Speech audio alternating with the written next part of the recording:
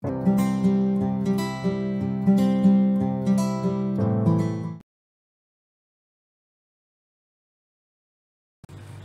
à tous, Nathaniel Drey du cabinet d'expertise comptable Drey & Drey. Aujourd'hui, on va aborder une nouvelle formule où je vais poser quelques questions et mon frère et associé Eliaou va tenter d'y répondre. Donc, bonjour Eliaou. Bonjour Daniel. Aujourd'hui, le sujet qui va être abordé, c'est un nouveau formulaire que les impôts commencent à envoyer, qui s'appelle le formulaire 5329 ou 4x-X. Typiquement, c'est un formulaire qui va inviter les personnes à déclarer les sources de leurs revenus en Israël et à l'étranger. Donc, quelques petites questions pour voir comment est-ce qu'on peut essayer d'aborder et essayer de répondre de la meilleure des manières à ce formulaire. Tout d'abord, Eliaou, qui est concerné ou peut être concerné par ce formulaire? Tout citoyen israélien, toute personne résidente, pas forcément citoyenne, toute personne résidant en Israël peut recevoir ce formulaire tout simplement.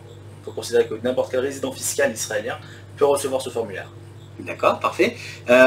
Et comment ça se fait que les impôts viennent à nous envoyer ce type de formulaire? Qu'est-ce qui peut pousser les autorités fiscales à décider que vous, Eliaou, ou Monsieur Cohen, habitant à Netanya, va recevoir ce type de formulaire? Alors tout simplement, souvent, ce qui va remettre la puce à l'oreille, c'est des signes extérieurs de richesse. On peut, si par exemple quelqu'un a une voiture, en moyenne, on va dire, qui coûterait plus de 400 000 shekels, ouais. Ou s'il voyage souvent à l'étranger. Vous parlez de faire des voyages en dehors d'Israël, en dehors d'Israël, exactement. Ou si jamais il a par exemple plus de 3 appartements. D'accord. On peut considérer que dans son premier appartement il habite dedans, dans le deuxième et le troisième, le fisc, qu'est-ce qu'il en fait?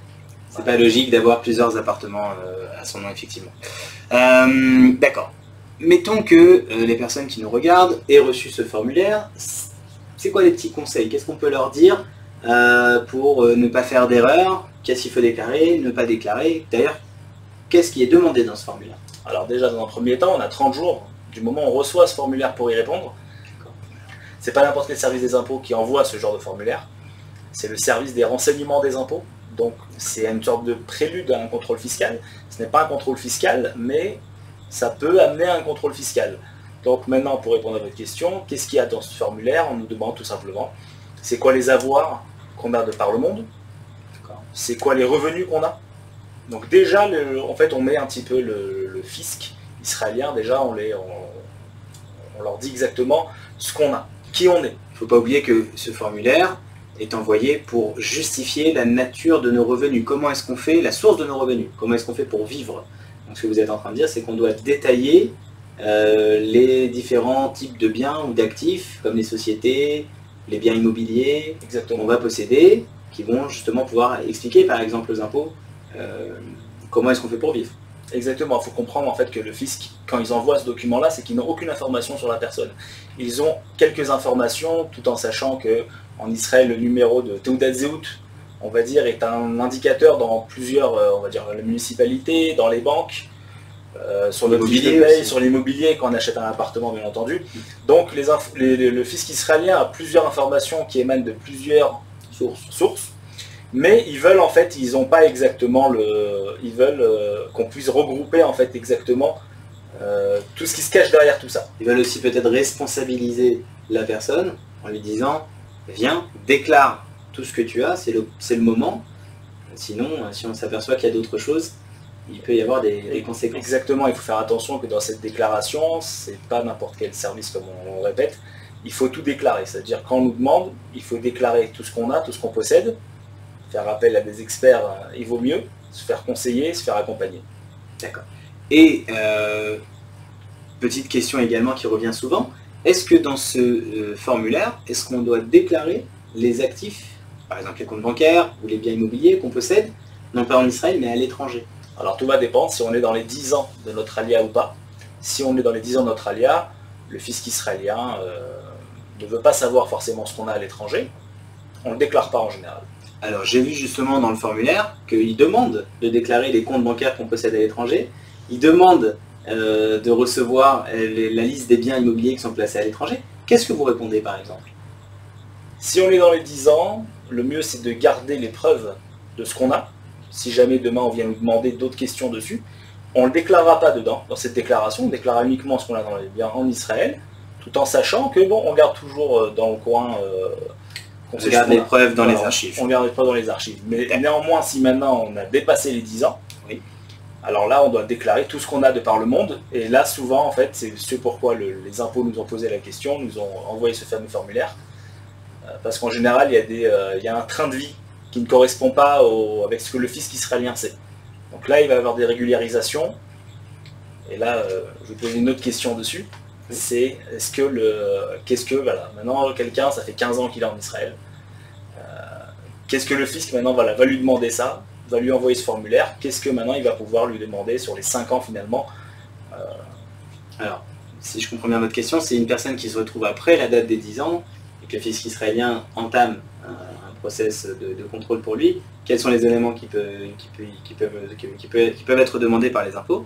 Donc techniquement, cette personne va devoir pouvoir justifier comment est-ce qu'elle vit, quelle est la nature de ses revenus, comment est-ce qu'elle assume son train de vie, que ce soit familial ou le reste. Et effectivement, alors les impôts, ce qu'ils peuvent demander, c'est tout élément, toute preuve qui peuvent être aujourd'hui et qui peuvent justifier que cette personne a des sources de revenus. Je précise également que ce formulaire est le formulaire qui est utilisé par les impôts pour demander à ouvrir une structure. Un indépendant, par exemple, qui souhaite ouvrir une structure, doit remplir un formulaire 5329. Une personne qui va louer un bien immobilier sur du court terme doit remplir un formulaire 5329. Donc, si vous avez reçu ce formulaire, et sur ça on va terminer, si vous avez reçu ce formulaire, c'est pas simplement pour mettre à jour les statistiques des impôts, c'est pas uniquement parce que les impôts ont envie de savoir combien de personnes possèdent plus de 2 ou 3 biens en Israël, c'est que les impôts se sont posés sur votre dossier, ont considéré qu'il y avait une certaine anomalie dans votre dossier, ils ne comprennent pas techniquement comment vous faites pour vivre, et ils vous demandent de fournir des informations sur vos biens, vos actifs. Et donc, pour terminer, une petite question également, est-ce que vous conseillez de remplir cette déclaration tout seul? Comme toute chose, on peut faire les choses évidemment tout seul. Maintenant, néanmoins, avec le fisc israélien, il vaut mieux toujours se faire accompagner d'un cabinet d'expertise comptable qui saura vous conseiller, mettre les choses dans l'ordre, le cas échéant, savoir répondre aux questions que le fisc israélien posera. Si jamais il y a des questions, il y en a beaucoup. Il y a souvent des conséquences.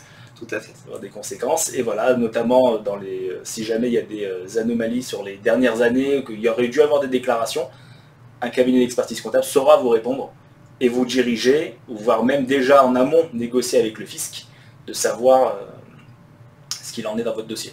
Donc, pour bien comprendre, ne pas aller remplir seul ce formulaire. Vous pouvez essayer, vous risquez d'avoir des conséquences fâcheuses.